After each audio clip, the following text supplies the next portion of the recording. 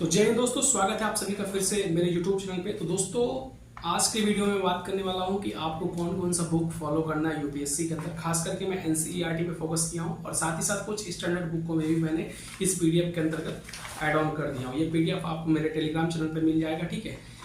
इसको स्टार्ट करने से पहले मैं थोड़ा सा एक मतलब किसी का क्वेश्चन आया था, मैं उस क्वेश्चन के बारे में डिस्कशन कर दूं। तो उन्होंने मुझसे क्वेश्चन पूछा था कि उन्होंने पूछा था कि कैसे मैं स्टार्ट करूं, मैं क्लास कब से स्टार्ट करूं। उनको 2028 में पेपर देना था, पेपर देने की बात वो कर रही हैं। तो उनको क्लास कब से स्टार्ट करना है इसके बारे में वो डिस्कशन कर रहे हैं। अगर आप 2028 में देना चाह रहे हैं और ग्रेजुएशन में आप लोग हैं और graduation first year second year अगर हो गया है, ठीक है, और 2028 में देना चाह रहे हैं, तो ये बहुत ही महत्वपूर्ण समय चल रहा है आपका, बहुत ही इंपॉर्टेंट। आप कोई भी ऑनलाइन बैच ले लीजिए, खास करके उसमें क्वेश्चन में था खान सर की बैच लेने के लिए।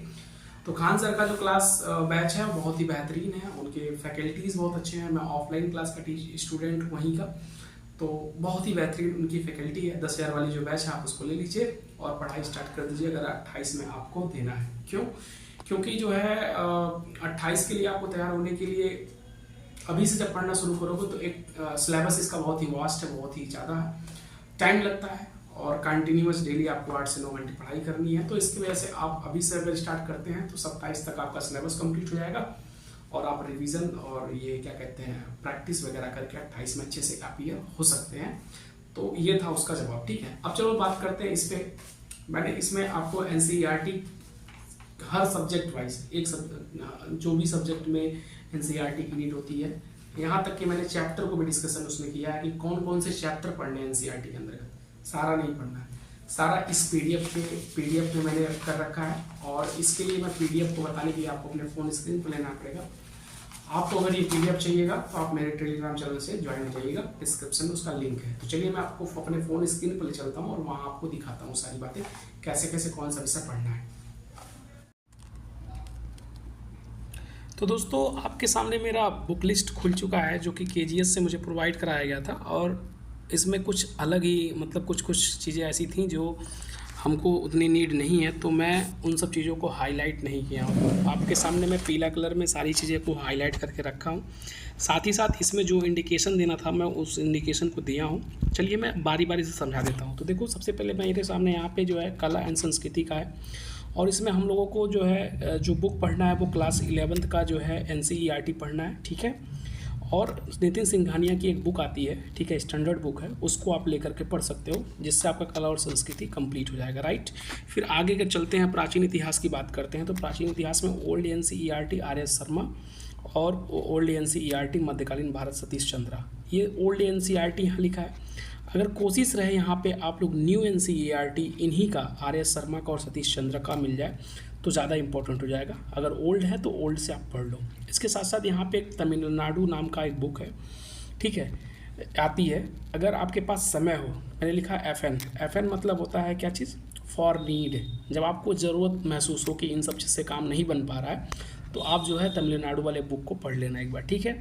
प्लस मैं इनके साथ जितने भी सब्जेक्ट बताऊंगा आपके दिमाग में होना चाहिए, इनके साथ क्लास नोट्स बड़ा इंपॉर्टेंट है। मैं सिर्फ बुक लिस्ट बता रहा हूँ, क्लास नोट्स आपका होना यहाँ बहुत ज़रूरी है, ठीक है। चलो आगे देखो, आधुनिक भारत के लिए आप जो है यहाँ पे जो है एनसीईआरटी 8वीं पढ़ सकते हैं, ठीक है, आधुनिक भारत के लिए।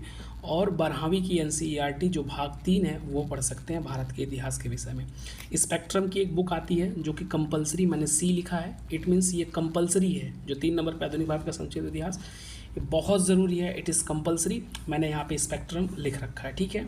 फिर उसके बाद से बिपिन चंद्रा का एक आता है स्वतंत्रता के लिए संघर्ष। अगर आपके पास समय हो, स्पेक्ट्रम पढ़ने से समय बच जाए, स्पेक्ट्रम कंप्लीट हो जाए, क्लास नोट्स पे कवर हो जाए, आपका एनसीईआरटी कवर हो जाए, तो आपके पास जब समय हो, सारी चीज़ें रिवीजन हो गई हो, तो आप इसको पढ़िएगा, बिपिन चंद्रा वाली जो बुक है स्वतंत्रता के लिए संघर्ष, ठीक है। मैंने लिखा है व्हेन टाइम, यानी डब्ल्यू माने व्हेन होता है, टी माने टाइम, जब आपके पास समय हो तब इसको आप पढ़ें, ठीक है।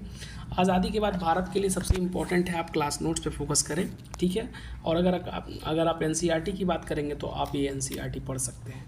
समझ में आ रहा है? इस एनसीईआरटी को आप देख सकते हैं, 12वीं की एनसीईआरटी है। विश्व भूगोल के लिए कुछ नहीं पढ़ना है आपको, विश्व इतिहास के लिए कुछ नहीं पढ़ना, सिर्फ आपको क्लास नोट्स पे कमांड करना है। एक क्वेश्चन पूछता है मेंस में, वही पूछता है सिर्फ क्लास नोट्स पर्याप्त होगा, इसके अलावा कहीं भी नहीं जाना, इसलिए मैंने पूरा काट पीट दिया है यहाँ पे, सिर्फ क्लास नोट्स पे आपका फोकस होना चाहिए, राइट। भारतीय समाज की बात की जाए तो भारतीय समाज के अंदर आपको कुछ नहीं करना, इसमें से कुछ नहीं पढ़ना, सिर्फ क्लास नोट्स। कहाँ पे फोकस करना है? Class notes. बाकी ये सब बकवास चीज़ें हैं, ठीक है, सिर्फ क्लास नोट्स पे आपको फोकस करना, राइट। फिर इसी तरह से भौतिक भूगोल की बात की जाए तो भौतिक भूगोल में आपको अगर पढ़ना है, ठीक है, तो आप पढ़ सकते हो हमारा पर्यावरण क्लास 7 का, 8वीं की एनसीईआरटी पढ़ सकते हो। लेकिन ये जो मोस्ट इम्पॉर्टेंट है 11वीं की जो एनसीईआरटी है, ठीक है, ये आपका तीसरा नंबर पे जो है भौतिक भूगोल मूल सिद्धांत, ये बड़ा इंपॉर्टेंट है, आप इसको ज़रूर पढ़ लेना, राइट ना, बहुत ज़रूरी है इसको पढ़ना। फिर मानव भूगोल, इसके बाद आप पढ़ लेना इसको, ठीक है। वैसे लोग माजिद हुसैन को पढ़ लेते हैं, बाकी आपके ऊपर डिपेंड करता है क्या पढ़ते हो, राइट। ये एनसीईआरटी में ये बड़ा इंपॉर्टेंट है भूगोल के लिए। भारत के भूगोल के लिए आप आ जाओ तो भारत के भूगोल के लिए आप इनको सबको पढ़ना है, जितना मैंने यहाँ पे ट्रिक लगाया सबको। करंट अफेयर्स की एक पत्रिका आती है डाउन टू अर्थ, अगर भूगोल को अपडेट करते रहना है कि भारत में क्या चीज़ें चल रहा है तो आप डाउन टू अर्थ वाली पत्रिका को पढ़ते रहिएगा, राइट। और अगर नहीं पढ़ पाते हैं तो यूट्यूब पे इसका वीडियो आता है डाउन टू अर्थ पे, आप उसको कर सकते हैं। समझ में आ रहा सभी को? कोई दिक्कत नहीं ना? चलो आगे बढ़ते हैं हम लोग, इसमें आगे देखते हैं। राज्य व्यवस्था को समझना। राज्य व्यवस्था में देखो क्या है, राज्य व्यवस्था के लिए हमको ऊपर के किसी भी बुक को पढ़ने की ज़रूरत नहीं है। सबसे पहला चीज़, हमको एक बुक आती है 11वीं की एनसीईआरटी आती है, भारत संविधान के सिद्धांत और व्यवहार, इसको पढ़ लेना। और एम लक्ष्मीकांत की बुक आती है, उसको आप पढ़ लेना, आपका काम बन जाएगा, ठीक।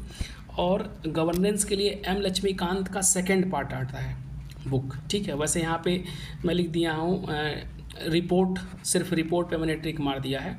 यहाँ पे रिपोर्ट जो भारत सरकार द्वारा जारी किया जाता है उस पर आपका पकड़ होनी चाहिए, नीति आयोग के ऊपर पकड़ होनी चाहिए, सब वेबसाइट है, ठीक है। प्लस क्लास नोट्स आपके पास आपका होना चाहिए।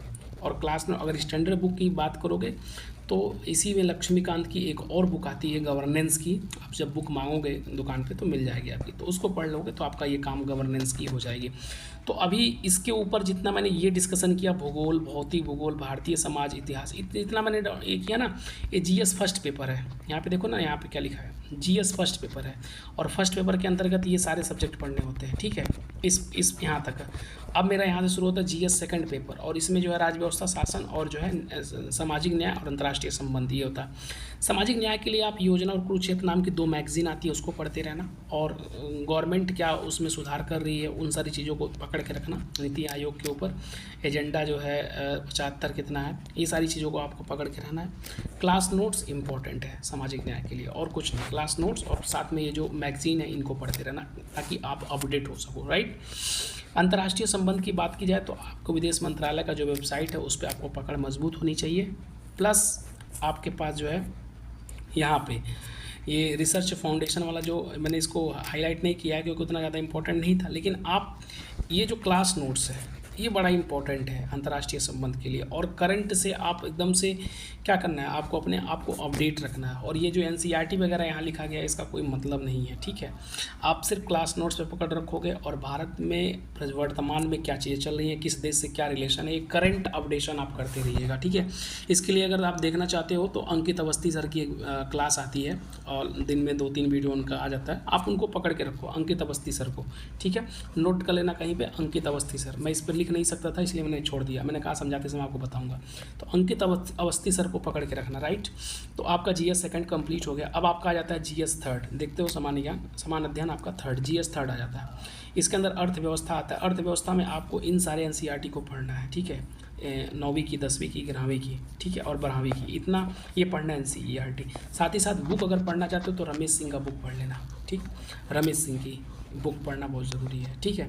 और साथ ही साथ आप करंट अपडेट रहोगे, करंट अपडेट यानी कि जीडीपी ग्रो कर रही है कि क्या कर रही है, ये सारा चीज़ अपडेशन होना चाहिए। साथ ही साथ मोस्ट इंपॉर्टेंट क्लास नोट्स, ये सब चीज़ें तभी आप समझ पाओगे जब आपका जो है क्लास नोट्स यहाँ पे कंप्लीट होगा। क्लास नोट्स अगर कंप्लीट नहीं है तो आप क्लास नोट्स नहीं किए हैं, क्लास नहीं किए हैं तो आप इन सब चीज़ों को बिल्कुल नहीं समझ पाएंगे। तो अर्थव्यवस्था पढ़ने से पहले क्लास करोगे और कुछ नहीं, क्लास करोगे और क्लास नोट्स बनाओगे, क्लास नोट्स में पकड़ करने के बाद तब इन सब चीज़ों को बाद में पढ़ना, सारी चीज़ों की बात मैं कर रहा हूँ, राइट।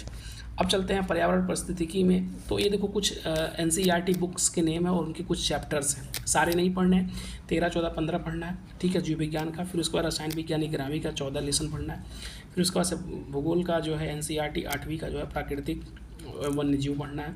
फिर NCERT जो है पर्यावरण कक्षा 10 का विशेष रूप से मुख्य परीक्षा के लिए इसको पढ़ा जाता है, ठीक है। तो ये आप लोग देख लेना, इसमें पूरा इंट्रक्शन लिखा हुआ, ये पूरा आपको एक बार देखना है, ठीक है। इसी तरह से विज्ञान एवं प्रौद्योगिकी की बात की जाए तो इसके अंदर विज्ञान और तकनीकी की बात की जाए तो इसमें जो है कुछ चुनिंदे मैंने NCERT यहाँ पे रख रखा है।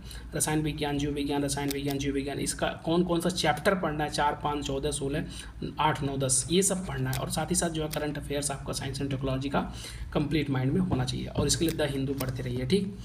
द हिंदू नहीं पढ़ पाते हैं तो दैनिक जागरण पढ़ते रहिए, कुछ भी पढ़ते रहिए। और साथ कृषि विज्ञान की कृषि में बात की जाए तो कृषि के लिए आप योजना और कुरुक्षेत्र, योजना नाम की एक जो है कुरुक्षेत्र नाम की पत्रिका थी उसको पकड़े रहो, डाउन टू अर्थ वाली पत्रिका को पकड़ रहे हो तो कृषि विज्ञान आपका कंप्लीट, प्लस आपका अध्ययन सामग्री KGS का नोट्स, सॉरी आपके किसी भी कोचिंग का नोट्स होना चाहिए, ठीक है। मैं KGS का यहाँ प्रचार नहीं कर रहा, बस आप इतना समझो।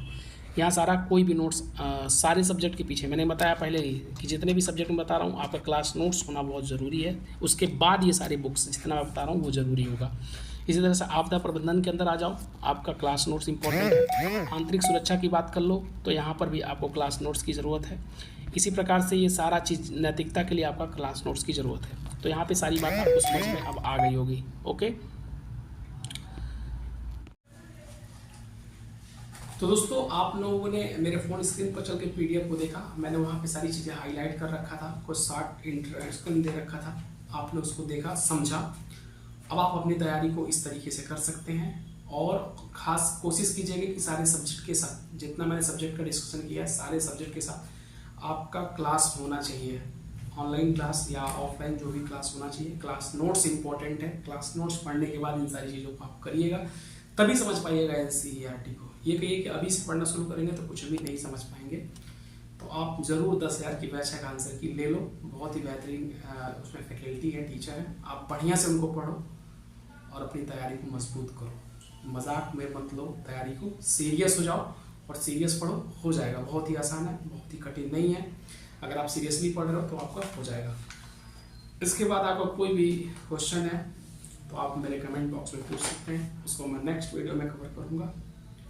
और PDF पाने के लिए आप एक बार फिर से बता दूं, डिस्क्रिप्शन में टेलीग्राम चैनल का लिंक है, वहाँ से ज्वाइन होकर के इस PDF को पा सकते हैं, ठीक है। चलिए वीडियो को यहीं पे समाप्त करते हैं, मिलते हैं नेक्स्ट वीडियो में। जय हिंद, वंदे मातरम।